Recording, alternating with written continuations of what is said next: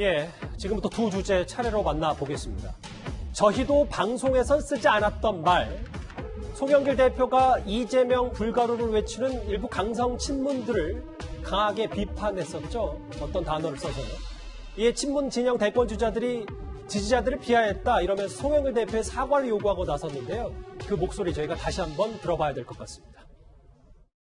문재인 대통령을 지키겠다고 소위 대깨문이라고 떠드는 사람들이 누구는 되고 안 된다. 누구가 되면 차라리 야당이 되겠다. 이런 안이한 생각을 하는 순간 문재인 대통령을 지킬 수도 없고 제대로 성공시킬 수 없다는 사실을 분명히 깨달아야 된다. 이너서클이니까 서로 잘 아는 사이니까 그냥 봐주고 넘어가는 것이 돼서는 안 된다. 50조 넘는 돈을 대출해가지고 저런 부동산을 산 사람을 그것도 반부패 비서관으로 임명했다는 것은 너무 좀 국민 정서와 안 맞는, 자기들 잘 아는 사이니까 그냥 선의로 안이하게 봐주는 이런 검증이 되지 않았나, 이런 아쉬움이 있습니다. 이 후폭풍이 좀 이어지는 것 같아요. 당원 게시판에는 아니 송영길 대표가 이재명 선대위원장이냐, 대통령을 인질 삼아 협박하는 것이냐, 꽤 여당 대표를 향한 항의성 글들이 당원 게시판에 좀 많이 올라갔다고 합니다. 근데 송영길 대표가 지금 강성 친문 지지자들을 표현하는 은어를 썼다는 걸 제외하면 제가 봤을 때 정무적으로 틀린 말 한 건 없는 것 같습니다. 일단 반부패 비서관 임명과 관련해서는 청와대가 입이 10개라도 할 말이 없는 부분이죠. 그리고 선거에서 승리하기 위해서는 주류가 아니더라도 본선 경쟁력이 강한 후보, 지금 유력한 후보를 당 지도부는 지켜줄 수밖에 없습니다. 그리고 당연하게도 최종 후보가 결정되면 그게 누구든 마음에 안 들어도 선거 승리를 위해서, 대선 승리를 위해서 원팀이 되어서 지지해야 된다는 것 또한 원론적으로 틀린 말이 아닙니다.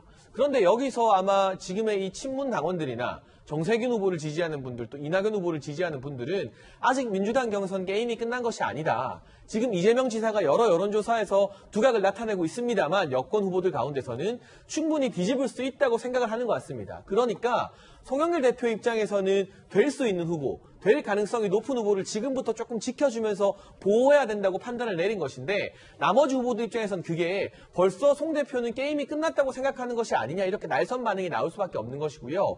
민주당 룰이 참 과반을 득표하지 못하면 6명 중에 최종 1명, 2명으로 나누어서 이 양자 대결로 결선 투표를 하겠다는 거 아닙니까? 예. 그럼 지금 정 총리도 그렇고 이낙연 전 대표도 그렇고 지금은 내가 2등, 3등이지만 이 최종적으로 2위를 해서 양자 대결까지만 가면 친문 주류 당원들의 지지를 등에 업고 한번 한판 역전승을 꿈꿀 수 있다는 그런 계산을 하고 있기 때문에 송 대표의 이런 어떻게 보면 정무적으로 틀린 게 하나도 없는 발언에도 다소 나머지 추격하는 후보들이 좀 민감하게 과열 양상으로 반응을 보이고 있는 게 아닌가 싶습니다. 그 부분이에요. 이제 장 평론가님 말씀하셨던 것처럼 송 대표가 여러 가지 옛날부터 속에 품어왔던 생각을 말했다고 하더라도, 서 변호사님, 지금 시점이 후보들 간에 정말 치열한, 되게 예민한 시점에 이런 얘기를 했다. 도대체 당을 어디로 끌고 가려고 하느냐, 정세균.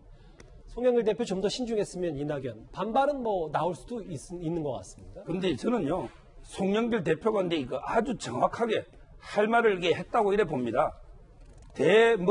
발언 있잖아요. 이게 방송에는 부족한 용어지만 정치 현장에서 부족한 용어 아닙니다. 정치 현장에서 이게 많이 쓰는 용어예요. 이거는 이제 송영길 대표가 강력하게 비판한 거거든요. 저는 얼마 전에 조국 장관이 본이 뗏목이라고 그랬잖아요. 예. 이게 금강경에 삽을 등한, 예를 들어 뗏목을 타고 건너 산에 가면 뗏목은 벌이라고 했습니다. 이 말은 이게 진리의 세계에 가면 그 수단, 뗏목은 벌이 되는 거예요.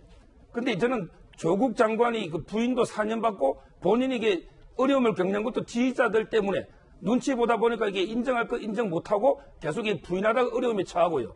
지금 이게 문재인 대통령도 대통령이 되고 나면 열렬 지지층은 벌이 되는 거예요. 그리고 이게 전 국민을 바라보고 오직 이게 통합이나 화합으로 나아갔어야 되거든요. 그게 바로 이제 사명이든 이런 게 여러 가지가 현안이 있는데, 저는 너무 이게 극렬 지지층만 바라보고 하는 정치, 이게 결국은 마이너스입니다. 문재인 대통령을 강력하게 지지하는 대머머가 문재인 대통령들은 마이너스란 말이에요. 이걸 송영길 대표는 제대로 이렇게 지적한 거고, 저는 이제 정세균 또는 이낙연 이분들에게 열렬 지지층 눈치를 보다 보니까 계속 비판하지만, 저는 송 대표나 이재명 지사 이쪽이 반응이 맞다 이렇게 봅니다. 네, 이현정 의원님. 네. 경선 후보보다 더 세게 송 대표를 비판한 인물이 있거든요. 최재성 전 정무수석. 네. 당대표가 당 최대의 위험 부담이 됐다. 당대표가 원팀을 얘기하면서 이미 특정 후보, 그러니까 이재명 지사를 얘기하는 거겠죠.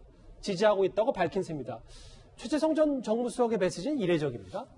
일단 최재성 전 정무수석은 일단 대통령의 정무수석을 했다는 분이고요. 또 이분이 이제 정세균 전 총리와 가깝습니다. 이번에 정세균 전 총리 캠프에서 오라고 했지만 본인이 좀 곤란하다 해서 일단 캠프는 가지 않았지만 정세균계로 일단 분류가 되고 있는 분이고 또 문재인 대통령과도 굉장히 밀접한 것으로 이제 분류가 되고 있는데 저는 최재성 전 수석의 저 이야기가 보면 사실상 민주당이 이제 내전으로 가는 거 아닌가라는 그런 가능성까지도 비춰지는 거거든요.